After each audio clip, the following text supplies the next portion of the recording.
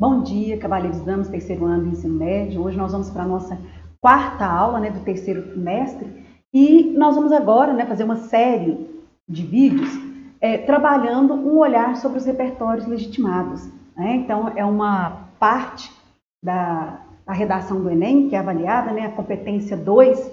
E olha que interessante, na competência 2 ele diz o seguinte: competência 2, compreender a proposta de redação e aplicar os conceitos das várias áreas de conhecimento para desenvolver o tema dentro dos limites estruturais do texto dissertativo e argumentativo. Ou seja, meu texto ele tem que ter introdução, desenvolvimento e conclusão, tem que ter as três partes desenvolvidas, a introdução bem desenvolvida, o desenvolvimento e a conclusão também. Mas, para que eu garanta, para que eu pegue ali os meus 200 pontinhos na competência 2, eu preciso usar um repertório legitimado, ou seja, qualquer área do conhecimento, seja a arte, aí pode ser a arte quanto a citação de um quadro, pode ser uma arte entendida como cinema, como teatro, como um livro, como um poema, como uma música, um pensador, seja um filósofo. De repente eu posso usar uma série que está lá na Netflix ou na Globoplay, seja qual área do conhecimento for.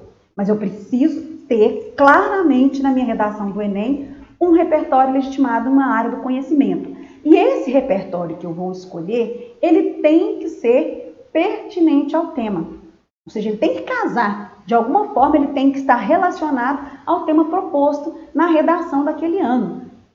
E eu preciso fazer mais uma outra coisa. Então, são 3 elementos. Eu preciso citar o repertório legitimado, ele tem que bater com o tema e ele tem que ser um uso produtivo. E aí, o que eu entendo como esse uso produtivo? Ou seja, ele tem justificativa dentro do texto. Eu vou explicar por que esse repertório serve para embasar. Então, quando a gente fala de uso produtivo, é quando eu consigo usar esse repertório para embasar a minha tese, para embasar o meu argumento, ou para retomar a minha tese lá na minha conclusão, na minha proposta de intervenção. Então, eu posso linkar com os meus argumentos ou linkar com a minha proposta de intervenção. Então, tem 2 momentos que eu posso usar esse repertório legitimado de maneira produtiva, inteligente e eficaz.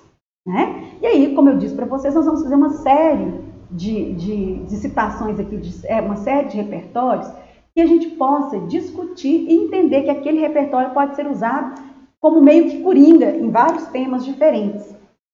Então, hoje nós vamos falar de um filósofo muito especial. Só lembrando que nós temos aí a tarefa na apostila 3, página 39, tá, pessoal? Nós vamos falar de um filósofo muito importante que é Michel Foucault. Aí uma dica que é importante para vocês, que pode bater lá na hora da redação, na hora de escrever, lá no Enem, aqui quando a gente está produzindo o nosso texto, às vezes eu lanço mão, pergunto para um colega, olho na internet, pergunto para o meu professor, para o meu auxiliar.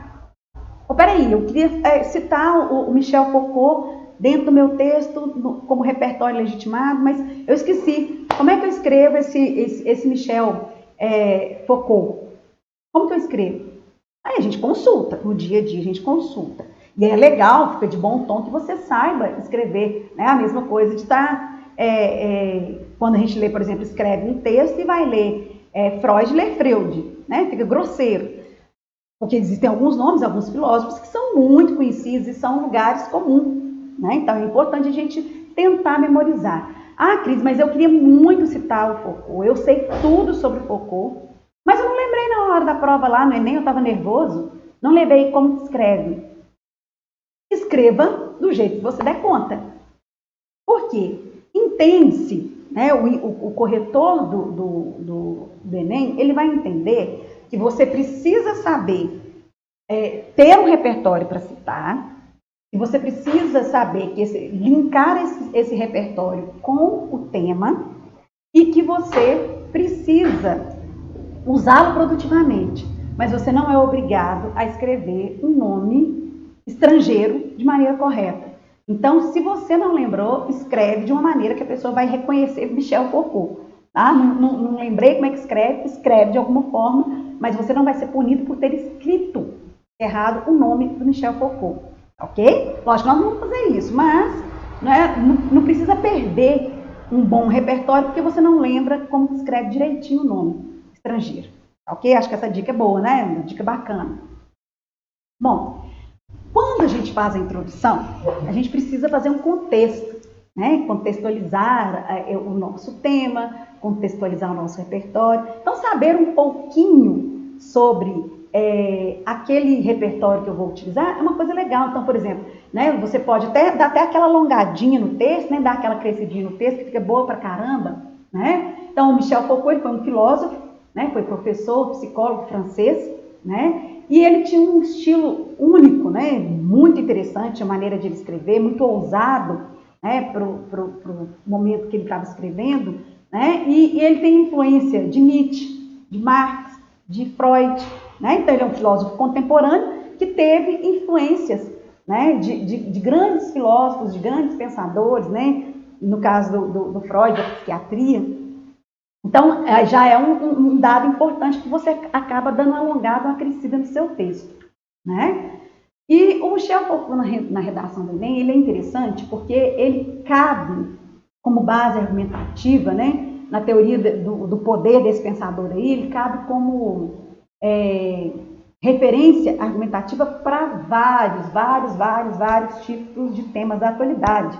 Então, você pode citar o Michel Foucault, se o meu tema está relacionado à política, se meu tema está relacionado à violência policial, e a gente depois vai entender porquê, né? Ele tem vários temas sobre isso. Ah, meu texto lá vai aparecendo falando sobre a luta antimanicomial. Opa, eu posso citar um Michel Foucault.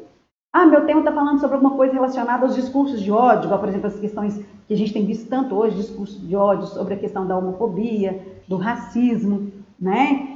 Do preconceito contra a mulher. Então, nesses discursos, até eu escrevi dos cursos, tá, pessoal?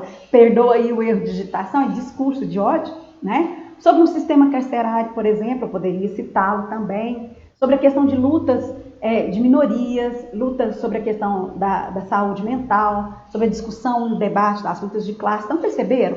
Né? Ele entra aí numa gama bacana de temas que podem ser debatidos no Enem. Né? E ele tem uma obra que eu acho que é muito importante, que você pode citar, né, dentro do seu tema, que é Vigiar e Punir o Nascimento da Prisão. Então, ele vai discutir, né, sobre como que ao longo do tempo, ao longo da história, né, nós sabemos que viver em sociedade exige de nós determinados comportamentos, determinados, vamos dizer assim, entre aspas, padrões posturais, né? E a sociedade, sim, ela de uma certa forma coercitiva. Né? Senão, se a sociedade não fosse aí coercitiva, ia fazer sair aí doidamente, aí, doidivamente, fazendo o que eu quisesse, do jeito que eu quisesse. Então, ela tem regras a serem seguidas. E se a pessoa descumpre, né, esse contrato aí, essa regra social, há uma relação de punição, né? E de uma certa forma nós acabamos sendo vigias de nós mesmos, né? As pessoas vigiando pessoas nos seus comportamentos, nos seus padrões, nas suas formas de se relacionar, né? E ela vai mostrar, essa obra dele, né, de Vigiar e Punir, ela vai mostrar como que o homem, ao longo do tempo, foi tentando disciplinar e normatizar as maneiras de viver, as maneiras de se comportar. Né? E, ao mesmo tempo, ele vai ligar isso com as instituições modernas. Como que essas instituições servem de fundamento para isso, para punir e vigiar? Aí ele vai falar, né, um olhar da escola, dos liceus. Aí é interessante, né, quando eu estava estudando aqui o Michel Foucault, eu me lembrei de um liceu importante, né, o Ateneu, que é uma obra lá do naturalismo, que também poderia ser citado junto, como Michel Foucault, poderia usar num parágrafo Michel Foucault, e no outro parágrafo o Ateneu, né? Que é uma obra do naturalismo. Então ele vai falar das escolas, dos liceus, dos manicômios, dos hospitais, como que isso tudo serve para disciplinar comportamentos, normatizar comportamentos. Né? Existem algumas obras, então não quero citar a obra, mas eu posso também citar frases do Michel Foucault. E a gente selecionou aqui 3 frases que são fortes, que são importantes. Aí, Cris, eu não decorei essa frase, não vou dar conta de lembrar, não vou dar conta de decorar essa frase. Mas você pode pegar a essência. Nós falamos hoje aqui né, da nossa aula, nós gravamos para literatura no YouTube, nós falamos sobre paráfrase. Eu não me lembro direitinho da frase, palavra a palavra, do Michel Foucault, mas eu posso fazer uma paráfrase, usar as palavras, lembrar mais ou menos as palavras dele e escrever com as minhas palavras. Então, uma das frases dele diz o seguinte, deixa eu pegar meu olhar auxiliar aqui, né?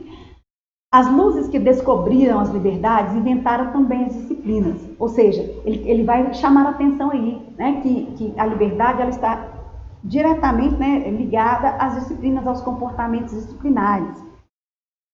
Tem uma outra frase dele também, que pode ser dita para vários temas.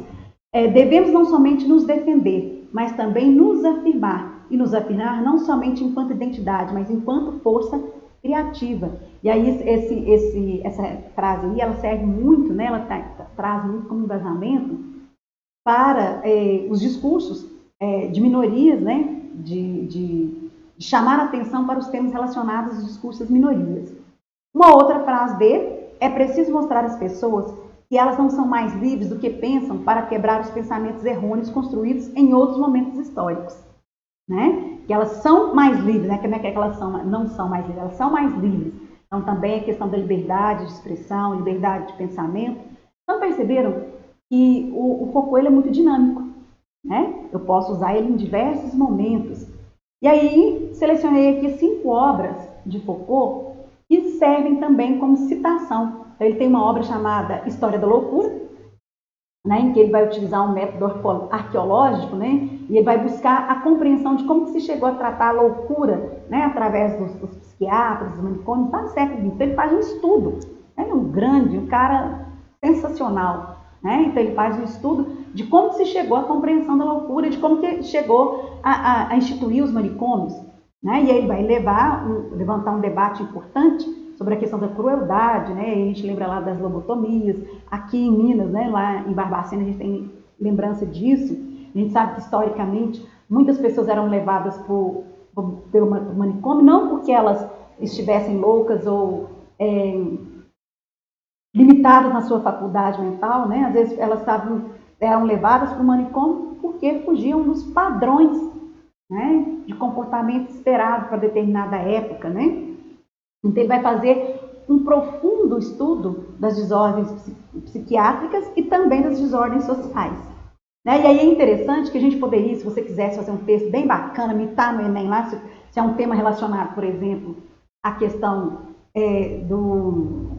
Hoje muitos debates sobre isso, hoje muito se fala sobre isso, a questão do fim dos manicômios, né? Do fim das casas de recolhimento de pessoas com problemas, né, psiquiátricos. Eu poderia também casar com uma obra de literatura muito bacana, né, que é o Alienista, do Machado de Assis. Olha que bacana, como é que você ia fazer bonito lá na sua prova, na sua redação do Enem. Você pode citar na introdução Michel Foucault, A História da Loucura, e no seu desenvolvimento você citar também, exemplificar o Alienista, do Machado de Assis. Ficaria bacana demais, não ficaria? Uma outra obra de Michel Foucault, né, que vale a pena, são As Palavras e as Coisas. Né? Ele vai falar como que o homem surge, né, no âmbito do saber. Né? Ele vai falar sobre as ciências, as humanidades, como que o homem, a ciência e o modo de pensar vai se modificando através do tempo e aí através da linguagem, né, como que a relação do saber e do pensar está diretamente ligada à linguagem. E aí eu poderia utilizar um tema bacana, por exemplo, preconceito linguístico, né, e as palavras e as coisas, como que as coisas fazem sentido para nós, poderia ser um tema bacana. Né? Outra obra de Michel Foucault, A Arqueologia do Saber, né, que vai falar de maneira mais detalhada, de maneira mais metódica, do entendimento das ciências humanas. Né? Já citei no início, mas vale reforçar a obra Vigiar e Punir, né, que vai falar sobre a história das instituições disciplinares, a relação do poder, de como o poder disciplinar, né, a questão das cadeias. Aí eu falei para vocês a questão, por exemplo, um tema como a reinserção do preso no mercado de trabalho poderia ser trabalhado aí com esse Vigiar e Punir, né, o cerceamento das liberdades.